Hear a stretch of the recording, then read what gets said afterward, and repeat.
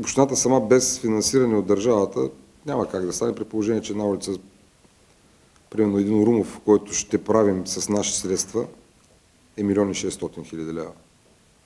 При капиталова програма от малко над 3 милиона лева или 1,5 милиона евро, разбирате сами, че 15-20 улици няма как да направим. Надяваме се наистина да получим финансиране. Имаме за над 12 улици имаме строителни разрешения, готови са. Някои от тях са, лошото е, че са, когато са правени, примерно 2019-2020 КСС-тата са вече поостарели и ще трябва да бъдат осъвременявани. Но имаме един път в годината възможност да променяме, зависи сега да не. Ако има ново правителство, то трябва да има такова. Какво решение ще вземе по този въпрос? Миналата година имаше един прозорец такъв. Така че там очакваме финансиране. Жалко, че квартала започна, най-голям квартал започна да се прави на парче. Но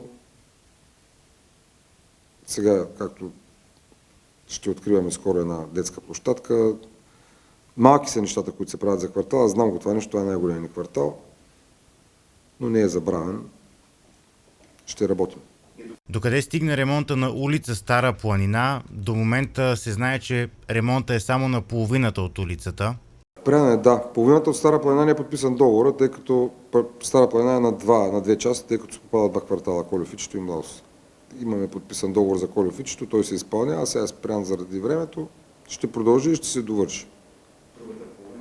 Нямаме договор, да. Няколко пъти ходих, сега очаквам да има дали служебен кабинет или този, да водим разговори, да ни дадат и другата част, да подпишем договор, да може да се изпълни цялата улица, да стане една добра връзка с Урумов нагоре към двете училища и към квартала. Там проблема с тротуарите от повече от 20 години. Да, от 20 години, но сега на новите тротуари няма да се спира. След като се направи ремонта, ще бъдем доста строги с това тротуарите да не се използват за строителни материали.